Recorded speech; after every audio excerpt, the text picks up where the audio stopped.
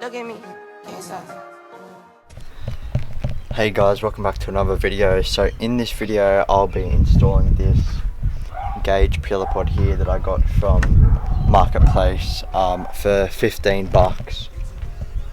So it already has two gauges in it that are mine. I bought them when I already had them in the car, and then got a third gauge here which is water temp. So I have at the moment EGT and boost. So I just got a water temp because EGT and water temp are very important gauges to always keep an eye on. Now I got this gauge pillar for 15 bucks, which is a great deal I reckon. So we'll do a little unboxing on the water temp gauge and we'll see what's inside. Okay, so I just unboxed it. So here is just the power cable and a button just to change the colors and settings on it. And then here we have what actually taps into the engine bay into the water, so the radiator hoses, and then that goes back into the gauge, runs through the firewall, then into the gauge. And then you have the actual gauge here, so that's the gauge. Then you just have a little holder thing. We won't be using these two things, so leave them aside. We'll only be using these three things. So I did the pillar pod yesterday, just some silver, then put some black over it. This bolt I've taken out, size 14 bolt. I'll screw this into it and then run it through the firewall. Alright, so I've just ran the cable from the water sensor through the firewall and then just run it up through the side here, and then we'll start doing the other gauges. All the other gauges are actually wired up. The boost is on the boost line, the EGT gauge is at the dump, so they're all pretty easy. But just sort this out, then we'll sort the gauge pillar pod out. Alright, so I've just put the water temp gauge in here. It's in the middle, then the exhaust gas temperature probe just up to the gauge here. So just wired this together then.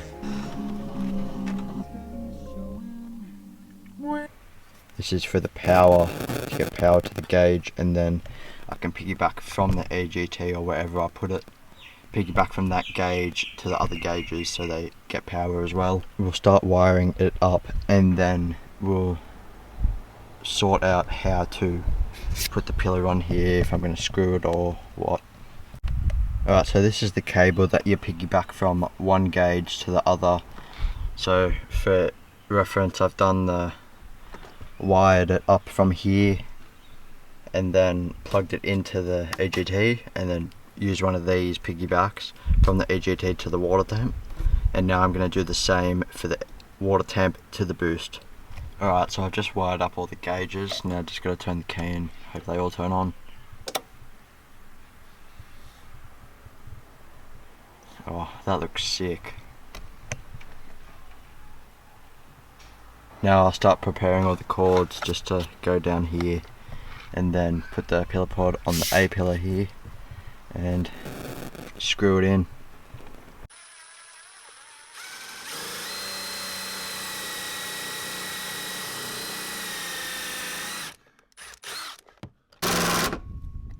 Alright, so pillar pod and gauges is finally on.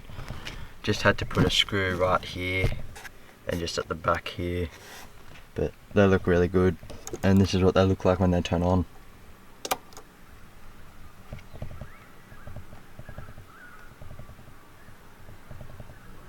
So yeah, they look really good. So got boost at the bottom, water temp in the middle, and then EGT at the top. So you can set your water temp for when it starts beeping when you're going up hills and stuff. So I set mine to 75, but I haven't driven with the water temp on yet, so I will see what it's like on the road and maybe bump it up to 80, 85. And also put this USB adapter thing in. But I'm super happy with the gauges, super happy how they turned out. So yeah. What? No one has a working clock in their GQ. No, on the first one. But that's class. Look how bright that is. Look at me, can't stop. Look at me, I'm on. Look at me, I'm on. Look at me, I'm on. Look at me, I'm on.